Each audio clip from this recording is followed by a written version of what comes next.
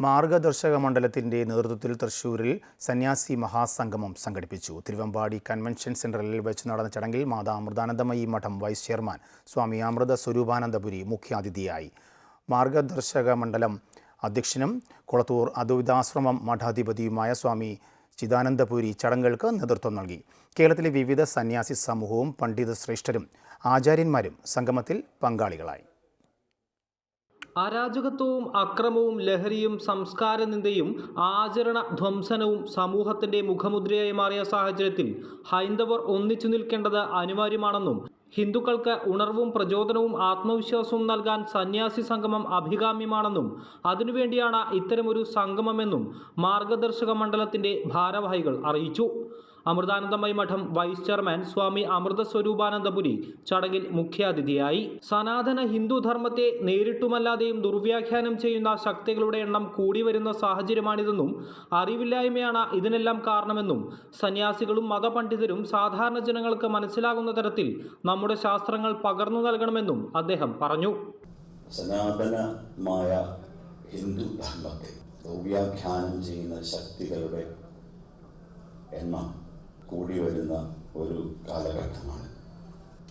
നമ്മുടെ വേദങ്ങളെക്കുറിച്ചും ഉപനിഷത്തുകളെക്കുറിച്ചും ഭഗവത്ഗീതയെക്കുറിച്ചും ഇനി പുരാണങ്ങളെക്കുറിച്ചും ഒക്കെ നമ്മൾ അന്നത്തെ കാലത്ത് 5000 വർഷങ്ങൾക്ക് മുൻപ് എങ്ങനെയാണോ ഋഷി ഇതൊക്കെ പറഞ്ഞു വെച്ചത് അതേപോലെയാണ് നമ്മൾ ഇപ്പോഴും ജനങ്ങൾക്ക് പറഞ്ഞു കൊടുക്കുന്നത്.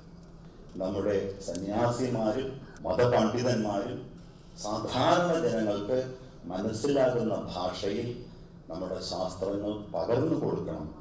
അങ്ങനെ പകർന്നു കൊടുത്താൽ ഈ അറിവില്ലായ്മയുടെ ഒരു പരിവേഷം കുറച്ചെങ്കിലും കുറയ്ക്കുവാൻ നമുക്ക് സാധിക്കും. ഹൈന്ദവ സമൂഹങ്ങൾ ഒരുപാട് ചോദ്യങ്ങൾ നേരിടുന്നു. ഉത്തരം പറയുന്ന അവസ്ഥയിൽ നിന്നും ചോദ്യങ്ങൾ ചോദിക്കുന്ന അവസ്ഥയിലേക്ക് ഹിന്ദു സമൂഹം മാറണമെന്നും കുളത്തൂർ അദ്വൈതാശ്രമം മഠാധിപതി സ്വാമി ചിദാനന്ദപുരി പറഞ്ഞു. പൊതുവെ ഹൈന്ദവ സമാജം മറ്റു പലരും ചോദിക്കുന്ന ചോദ്യങ്ങൾക്ക് ഉത്തരം പറയുന്നൊരവസ്ഥയിലാണ് കുറെ കാലങ്ങളായിട്ട്. സമാജത്തിന് ആത്മവിശ്വാസം പകരും വിധവും അർത്ഥശൂന്യങ്ങളായി ഉന്നയിക്കപ്പെടുന്ന വിമർശനങ്ങൾക്ക് മറുപടി പറയുന്നതിന് പകരം 10 ചോദ്യം, ഒന്നിന് പകരം 10 ചോദ്യം ചോദിക്കാൻ ഉതകുന്ന ഒരു അവസ്ഥയിലേക്ക് സമാജത്തെ ഉയർത്തുന്നതിന് സമന്വിതമായ ഒരു ഉയർച്ച കേരളത്തിൽ ഉണ്ടാക്കിയെടുക്കേണ്ടതുണ്ട്.